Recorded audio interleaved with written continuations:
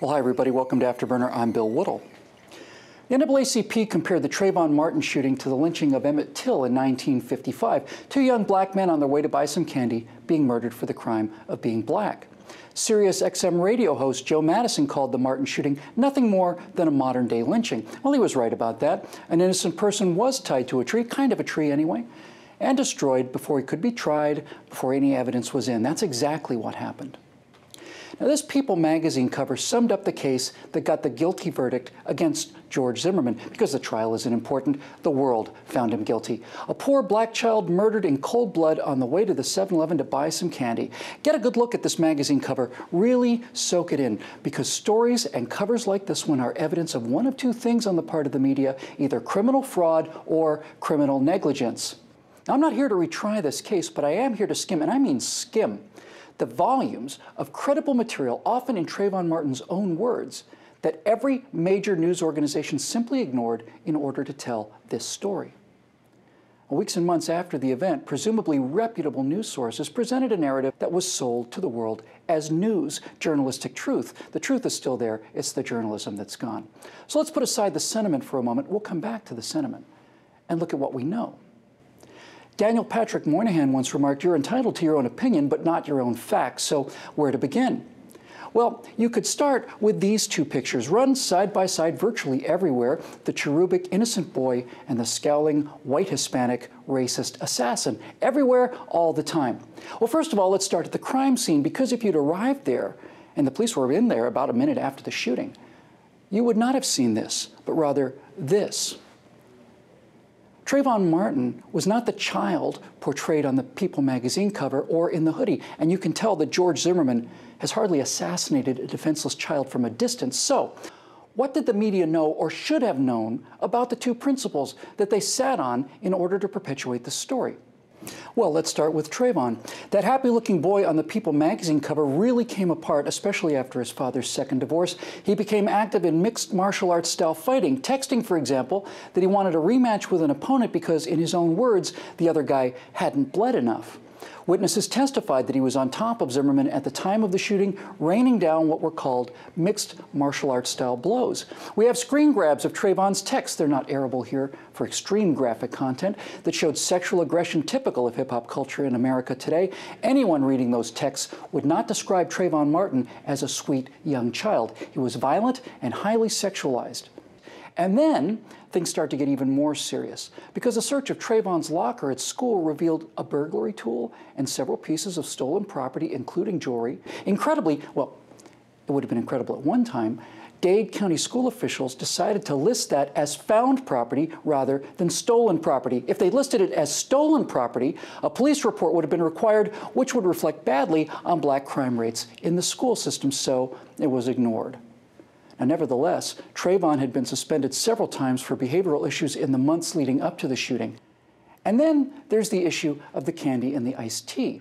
Now, we were told that Trayvon, again, an innocent child, simply went to the store to buy some candy and some iced tea. But it wasn't just any candy, and it wasn't iced tea. It was Skittles candy and a drink called Arizona Watermelon Fruit Juice Cocktail. Here's the can found at the shooting scene. The prosecution continually kept up this deception by referring to this drink as iced tea, and some have speculated that they did so to avoid the racial stereotype of black people and watermelon, but there's a much better explanation. Because if you take Arizona Watermelon Fruit Juice Cocktail, a bag of Skittles, and add simple cough syrup, you get a cheap codeine-based drink called lean. Now, there's an entire online subculture devoted to the use of lean, which Trayvon was familiar with. We have screen grabs of him trying to score some codeine online and instead being told he could make some fire-ass lean using cough syrup, Skittles, and Arizona Watermelon Fruit Juice Cocktail. Seems a bit of a coincidence to me that the only two items he picked up out of the entire 7-Eleven were 2/3 of the ingredients needed to make lean. Now, additionally, we have a report from his autopsy that revealed a form of liver damage in this otherwise healthy young man just a few days short of 18 that are consistent with the kind of trauma that excessive lean usage does to an otherwise healthy liver. Now, most importantly, the online subculture refers to a number of psychological symptoms associated with the use of lean, the two most prominent being extreme physical aggression and paranoia. And we could do this for hours. So what about Zimmerman, the arch-racist who shot an innocent boy in cold blood? Well, he was raised alongside of two black children. Black members of his community testified he was the only person of any race or color that came up and introduced himself when they moved into the neighborhood.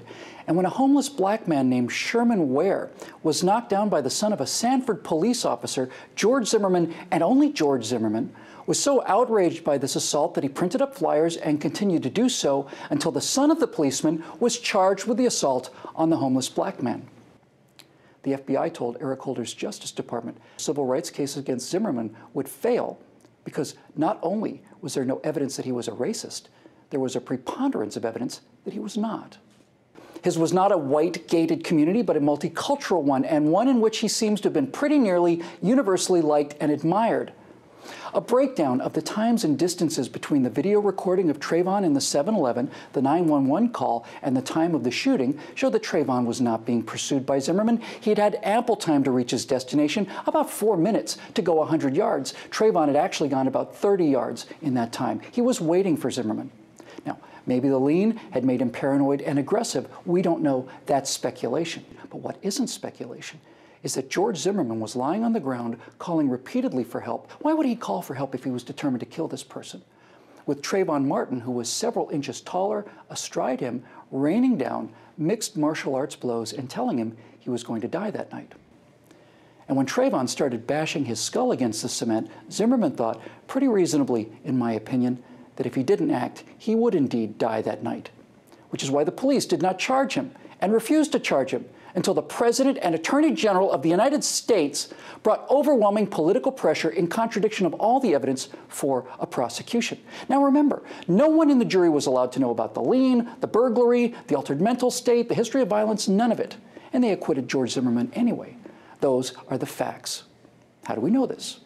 Is it because of the in-depth reporting of the New York Times, the Washington Post, or the Miami Herald? No. None of them were interested in any of this.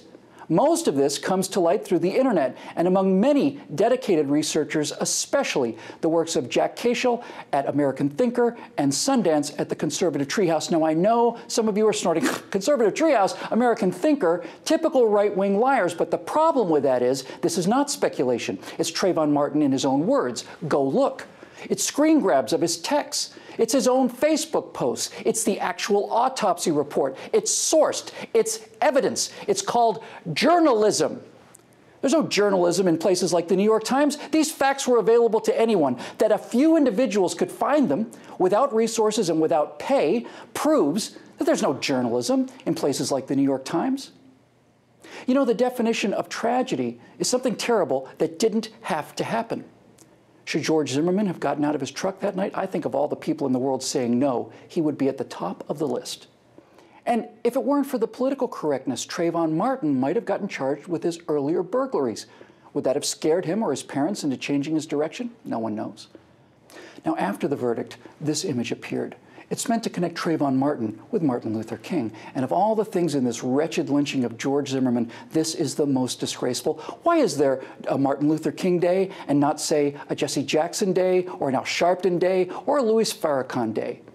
Well, Dr. King is revered because he preached inclusion and nonviolence. Martin Luther King thrilled us with his I Have a Dream speech, and the entire point not only of the speech but his entire life's work was summed up with these lines. I have a dream that my 4 little children will one day live in a nation where they will be not judged by the color of their skin, but by the content of their character.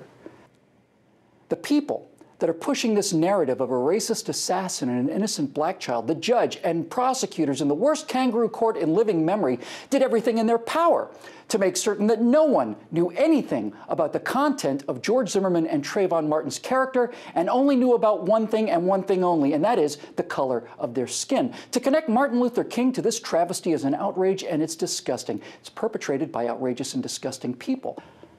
And if all of this political power and journalistic malfeasance can be deployed to sell a tortured lie, as in the case of this little story, then what political power and journalistic malfeasance do you think might be deployed in making us buy a much larger one.